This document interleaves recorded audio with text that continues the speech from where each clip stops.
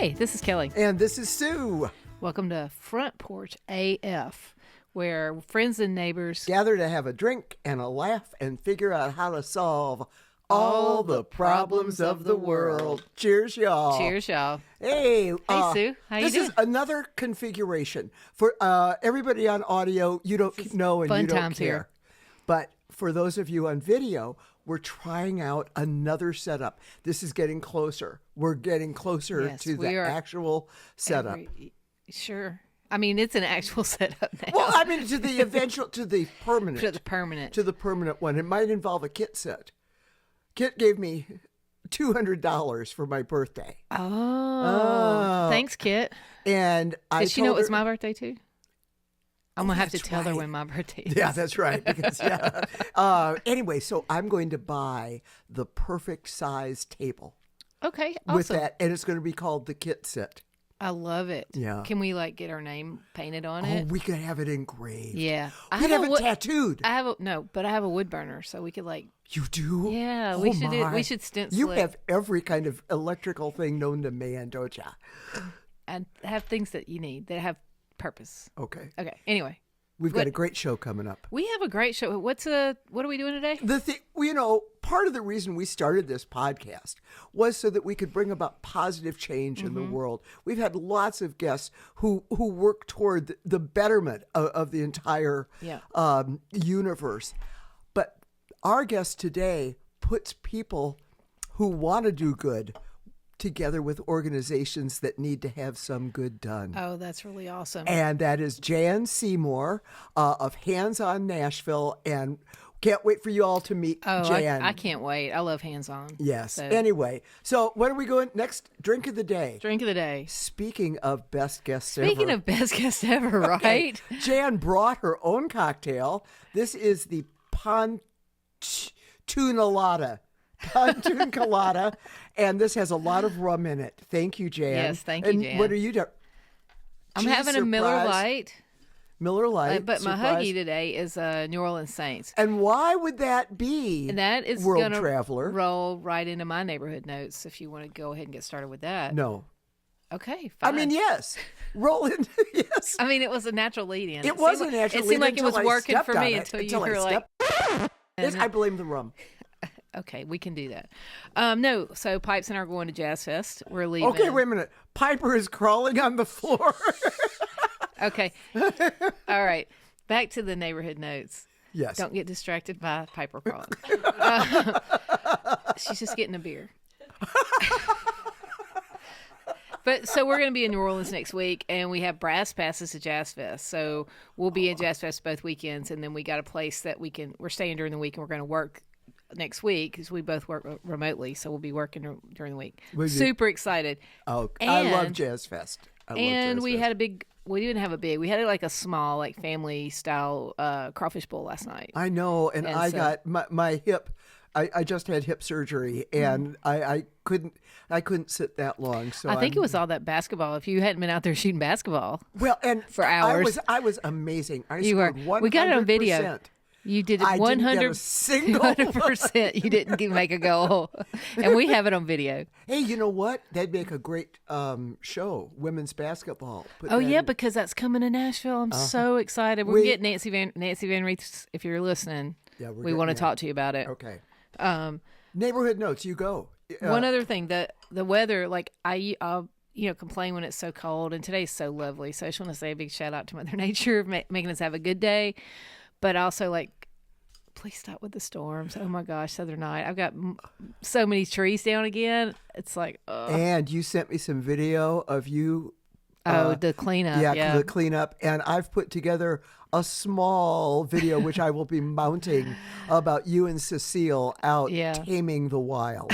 We were. Cecile Richards is the name of your mini excavator. My mini excavator, that's right. And David and Amanda, if you're listening, it's my excavator that we're going to be making a video about. That's your hackberry tree. We talked about Kit. Golf. What else? Oh, yeah. We played golf yesterday for Metamorphosis Beautifully Changed. It's an organization. I'm on the board for that organization. It's women's recovery and I have video and housing. Of that, too. So, yeah, we had David, my cousin David came in, and Beth Wilson played with us. We had just a fun. We didn't keep score. I know, we but had the one such in a your good party, time. one in your party, Oh, Jason Quicksall actually yeah. won the entire They thing. won. So here's to Jason. Yeah, cheers, Jason. Okay. Good job, buddy. Good job.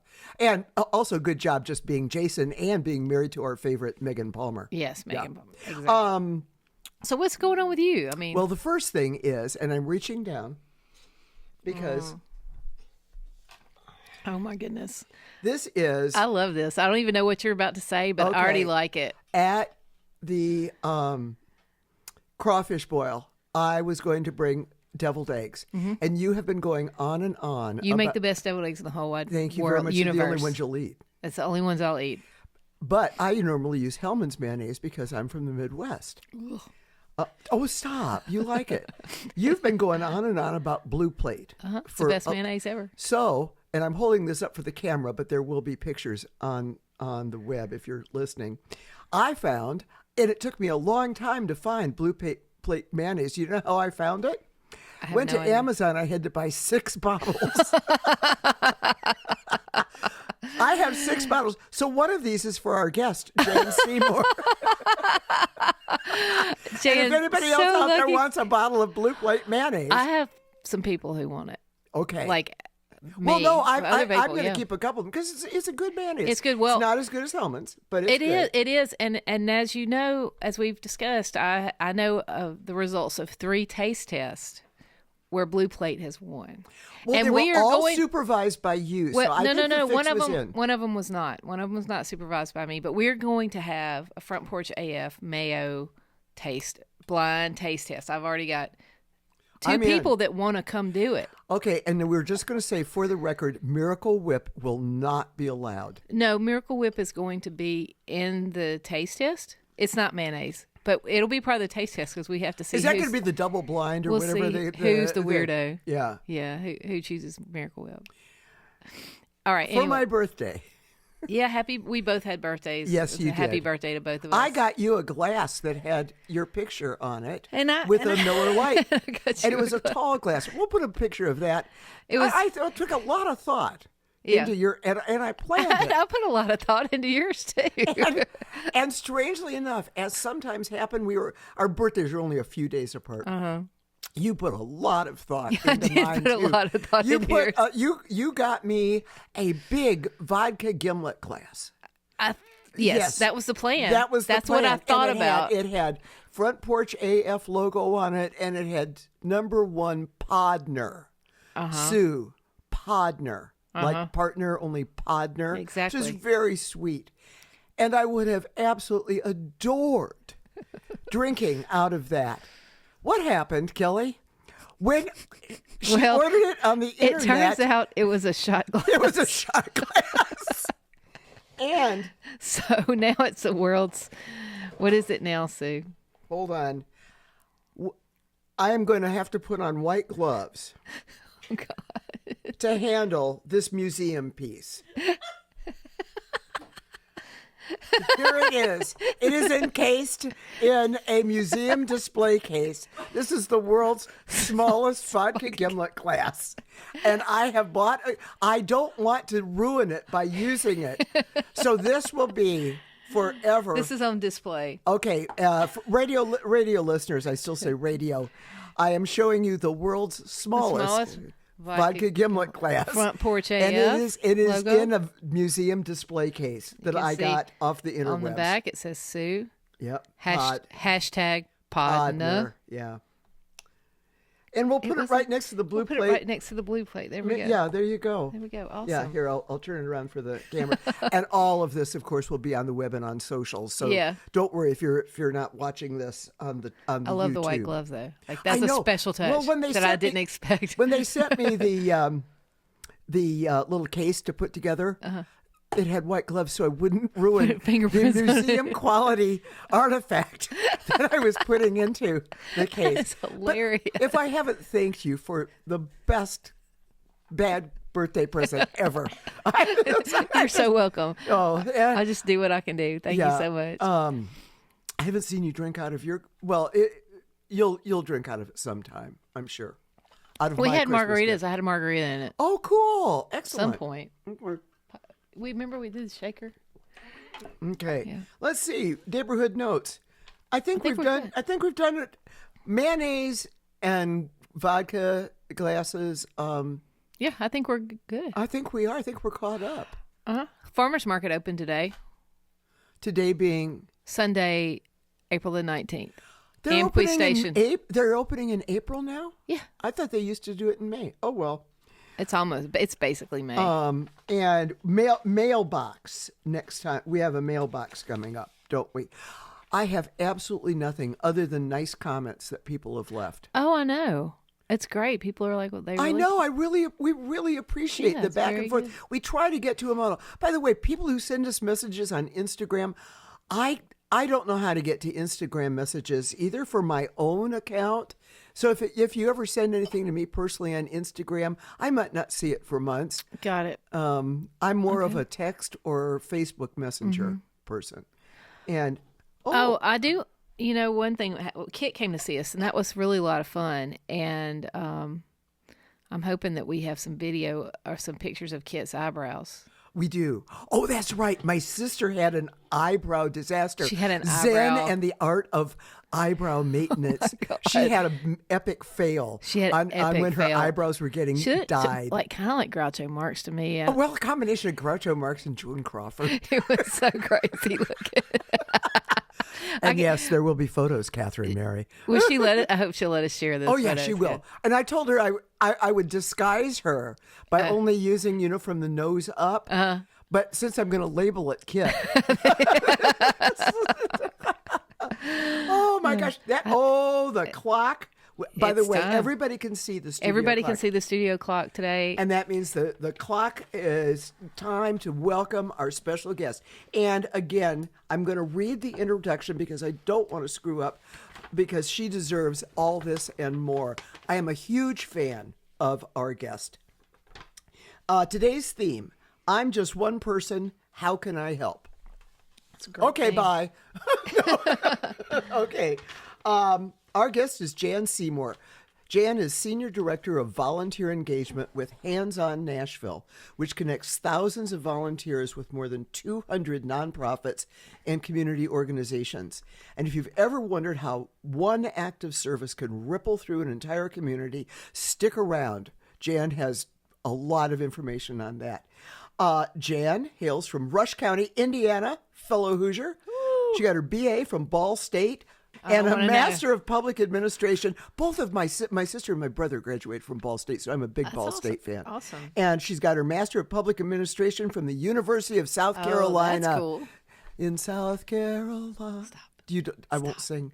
She got into nonprofit work volunteering at the Animal Rescue Fund in Muncie and has continued with that for almost 25 years now, including a stint at Make-A-Wish.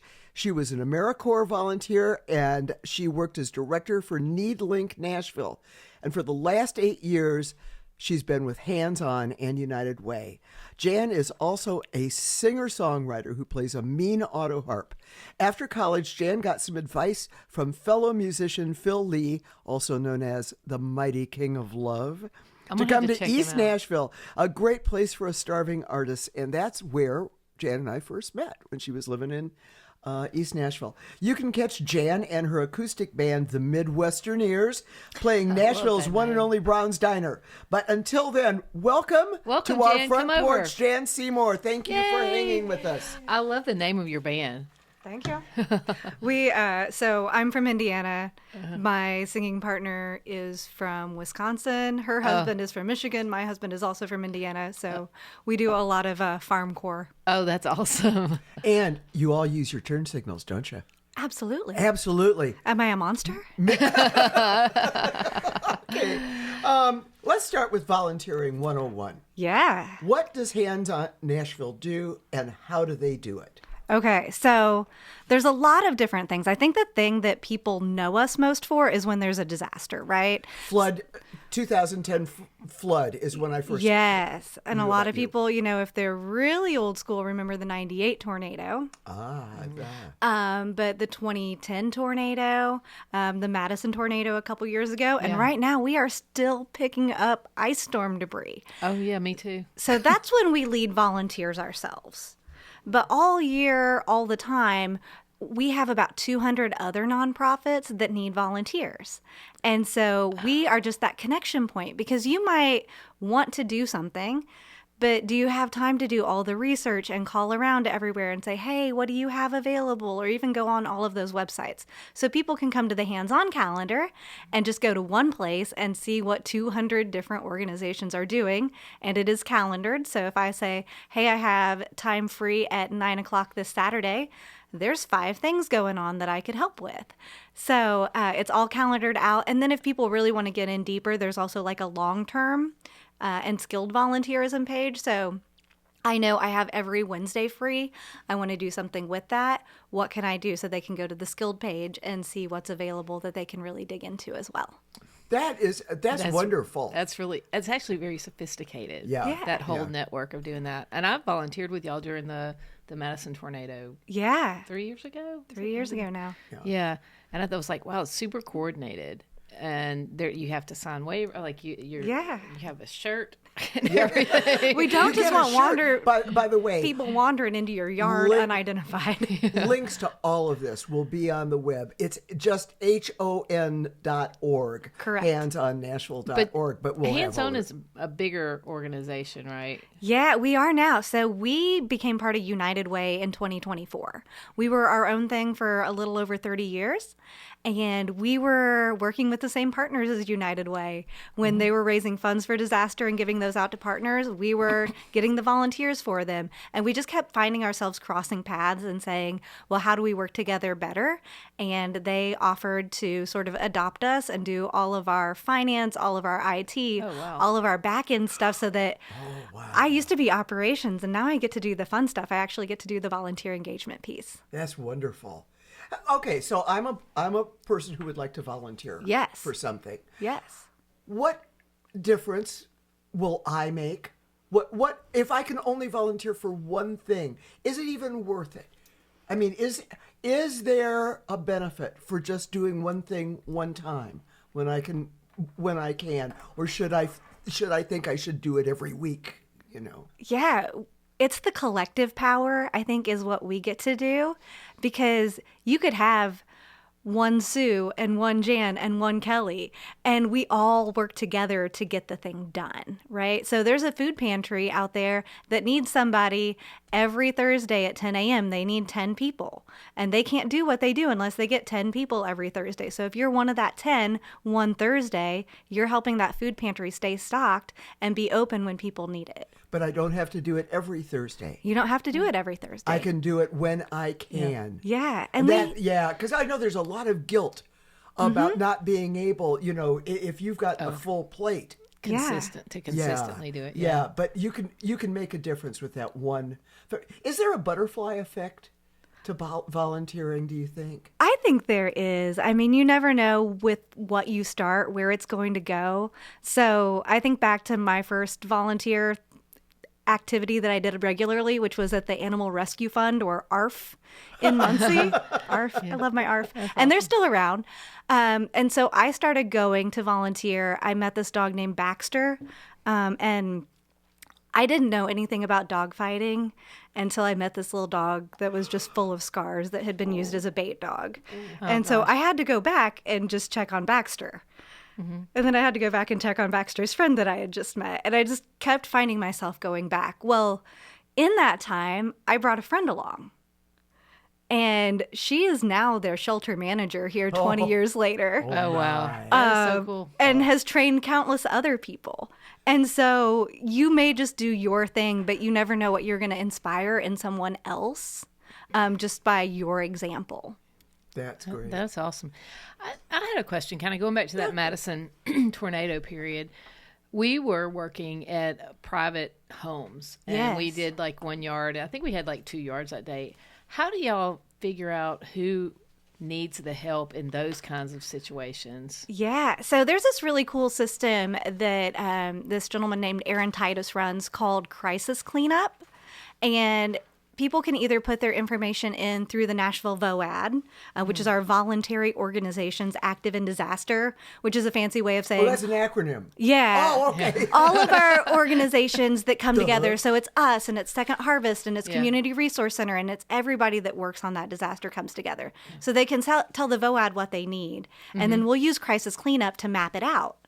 Or in the ice storm, TEMA put out the crisis cleanup phone number. And so I get volunteers to take those phone calls and kind of find out what people need, and then it shows it to me on a map.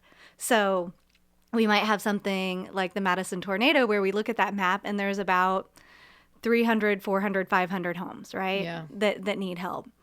We might have an ice storm where there are 2,400 homes all across the city. And so each disaster is a little bit different in how you work it. So for Madison, we knew, okay, this is the neighborhood. These are the neighborhoods that got hit. We're going to go, we're going to land, we're going to embed, we're going to set up shop. With the ice storm, we've been running routes. It's been a data game as much as a boots on the ground game. And who else can we get to help? Right now, out of that 24, we still have 1,000 homes that still need help. And we are running volunteer crews every weekend with churches, with businesses that want to volunteer. They can come out and bring a group during the week, and we'll run a special day for them. And so just really getting all of those houses checked off. It's really fun on the map because once we work them, they turn green. So I've been watching this like big red blob turn into little speckles of green. Oh, that's great. Yeah, it's very satisfying. So one more question on that. Oh, go ahead. So what? The other thing is there were crews there that were running chainsaws, and they're like, oh, somebody's come with a skid steer, and so I have lots of heavy equipment. I have like multiple chainsaws and stuff. But how do you vet that? Like, what kind of vetting do you have to have? Because you can't just have any rando coming in there with a chainsaw or bringing their tractor over, right? Well, Lets me out. Like, how does that that work? So there's a couple different things that happen. One is that there's these national organizations that come in. So we've been working a lot with Inspiritus, which is the Lutheran Disaster Services. We've been working a lot with the Search and Rescue Group out of Ohio. So there's all these groups that will come in and help, and they bring the skilled people, and we bring the people that can get it all and take it to the curb. Yeah. We also have our own disaster volunteer leader program. And so these are folks that we train. There's an orientation. There's a training on what are the roles that happen in that. There's a training on how to lead volunteers. And then we do special trainings like chainsaw training so that we know that everybody is safe. We actually have one coming up in early May in Nolensville that their fire department's going to run for us that I'm really excited about.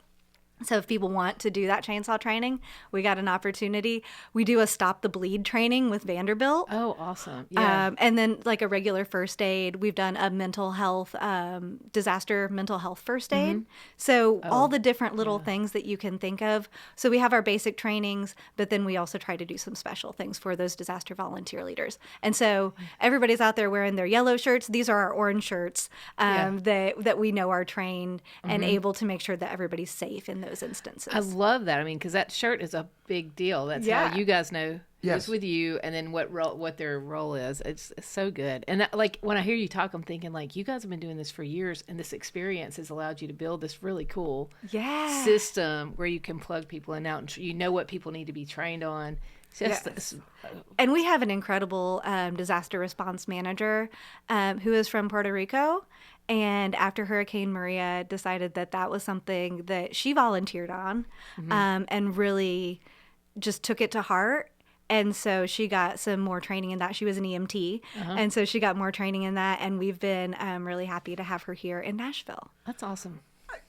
I noticed that you said that the ice storm, which happened in February, was it January 23rd. It feels like 23rd. Like it feels like yesterday. Yeah, we are still having reverberations. As a matter of fact, today the city is picking up the last of the debris. They want all of your debris out on. But it's not. Why are they? That's another conversation because they're still so they're still being nice enough to work with us directly as well when we let them know that there's something to pick up. Yeah, that's good. This is a 3-month disaster cleanup.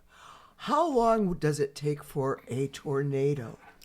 I mean, for instance, what kind and a flood? How long were you all doing volunteer work for the flood of 2010 or the tornado of 2000 2 years ago? Whatever. There was Madison, and then there was one right before that happened like a week before the shutdown of COVID. Like, that was a crazy. That big 2020 tornado was huge. 2020 was crazy. Yeah. I mean, it doesn't just magically clear up after a week or two of volunteering. Right. You are still doing an ice storm, which in my mind, there's a finiteness to an ice storm. A flood, though, people are still tearing down their walls. A tornado. How long do you keep a disaster or a need on your books? Yeah, so people do eventually move into a case management system that will help them fully recover. But really what we talk about is sort of threes.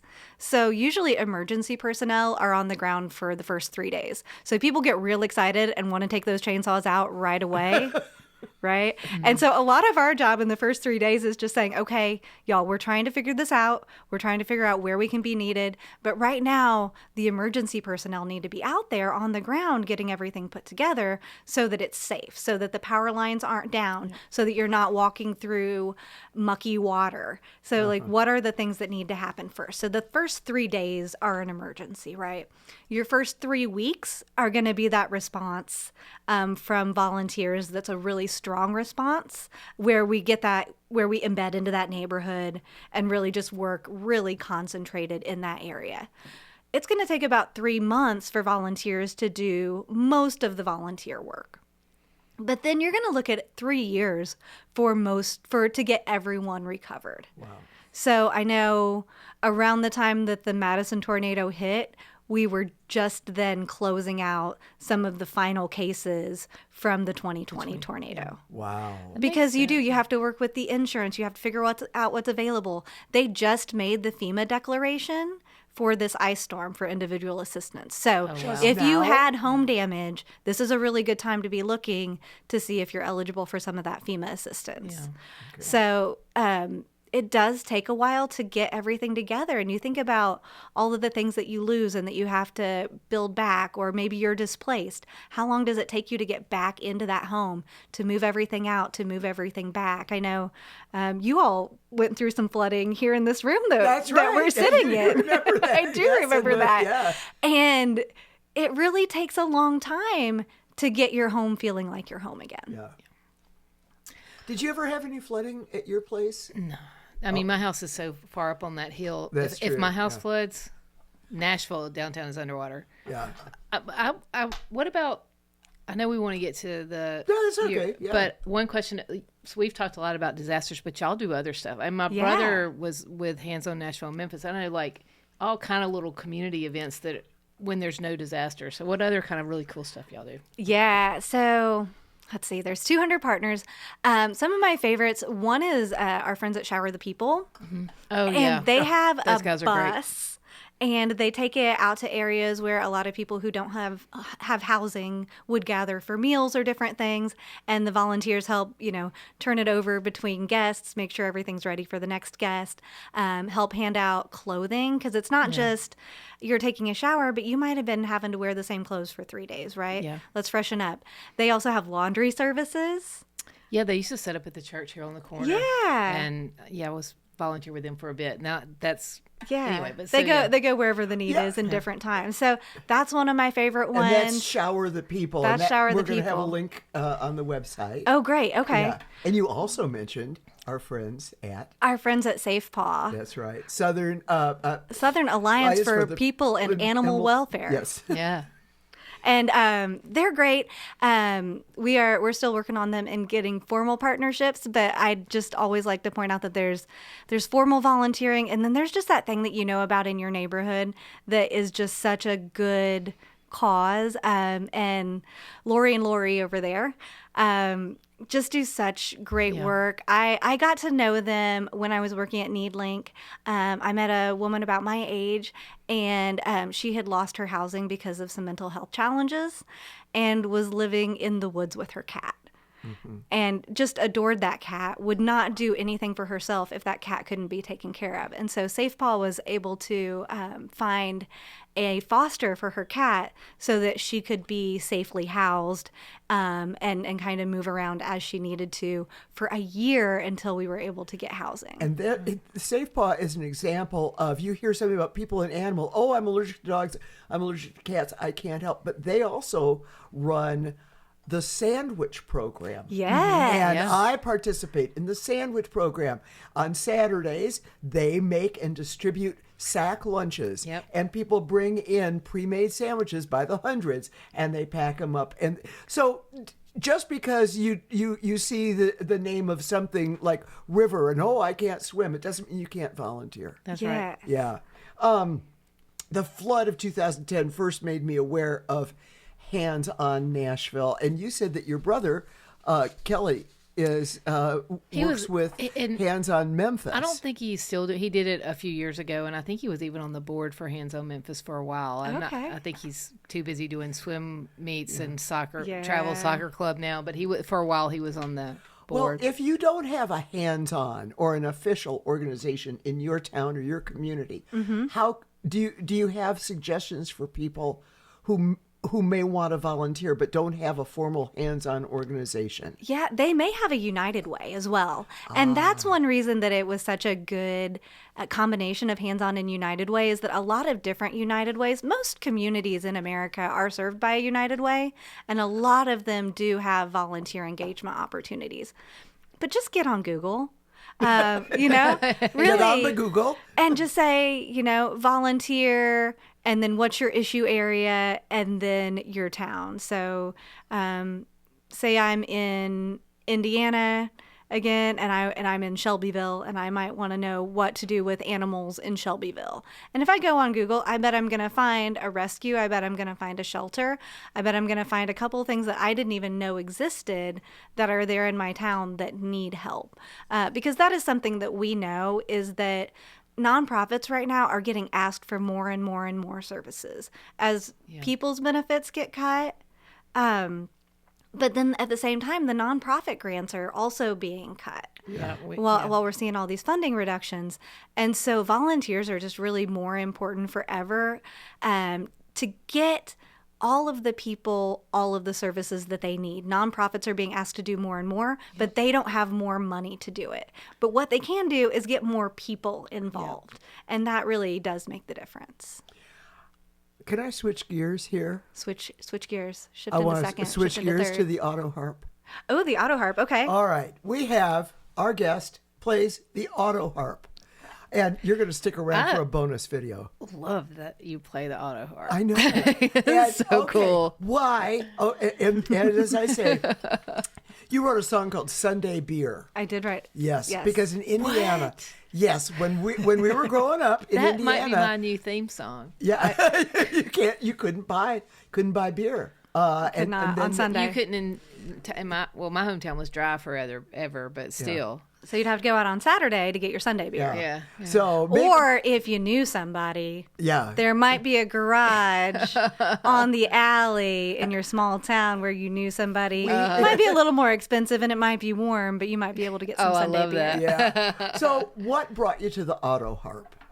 My husband was in bluegrass school at East Tennessee State.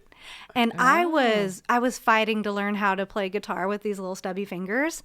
And, when you're in grad school, nobody has any money. Yeah. And he and one of the other guys in the ETSU Pride Band, Dan had a fiddle and the other guy had an auto harp, and they traded for their girlfriends for Christmas. Oh, how sweet. And so that's how I ended up with my first auto harp. It was the sweetest It's thing. kind of like a gift of the Magi. I know. Oh, that is so sweet. That is so. Oh, look at that. The heart. I know. Okay, we're all doing Taylor Swift hearts.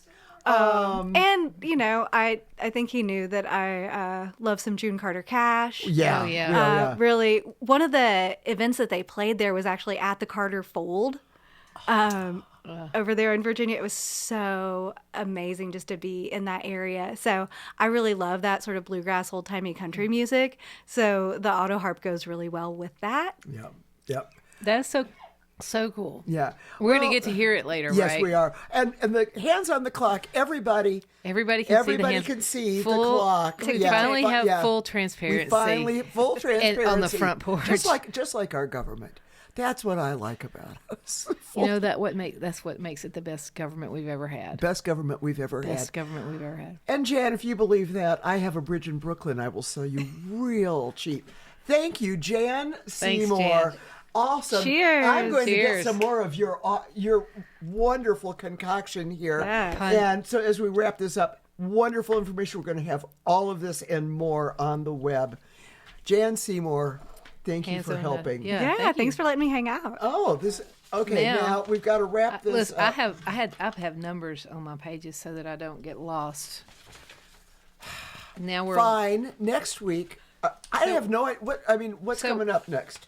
Next, we are going to have Michael and Tanya Bradford from Una Acre Farms. Oh, cool. And so as we Tell them about Una Acre. Madison Amqui Farmers Market, Amqui Station Farmers Market just opened up. So that opened today. They're going to come on this week. They have a wonderful farm and all organic, and they do flowers and all the vegetables. They have a CSA, so like you can subscribe and they bring you vegetables once a week, whatever they have going, and everything is so amazing. And I'm very excited to have them on. And they're right next to the largest bamboo farm. Ooh. Yeah, but we're not talking about the bamboo farm. Well, I know, but this it's one, just an interesting. It's all on the bend. It's all in Neely's Bend. It's all in Neely's Bend. But they started with 1 acre, right? And so I didn't know that. Una Acre. Una Acre. UNA meaning one. Acre Yeah, that's how meaning acre. Yeah, so I'm very excited to talk to them. And Tanya, they're from New York, right? And Tanya decided to do this, wants to come. She learned how to do all this. It's going to be really fun to talk to them. Okay. And they're big members of our community. So that's what's coming up next for us on the porch. But yeah. So I believe your next section this is our social media and internet roundup brought to you from the mouths of Kelli. Kelli? Tell us about our website. You can find us on the World Wide Web, www.frontporchaf.com. You can Facebook, sign up Instagram, YouTube. You can sign up on our website. for exclusive content. 2 words. First Exclusive. word. The first word is exclusive. The second word is content. Excuse. So sign up for exclusive content, and what Social. Instagram, Twitter. I mean, not Twitter. Not Twitter. Mark, what will we never ever... There we There go. you We're go. never We'll on that. never on the tweet. TikTok. We're on the TikTok. We're on the TikTok. And we're on the YouTube. the YouTube. Yeah, that's super. The great. YouTube. So, I think it's your turn. oh, it is? Yeah. Okay. So, until next time, When we as we gather on our audio front porch, grab a drink, grab a drink and solve all the problems of the world. Cheers, y'all.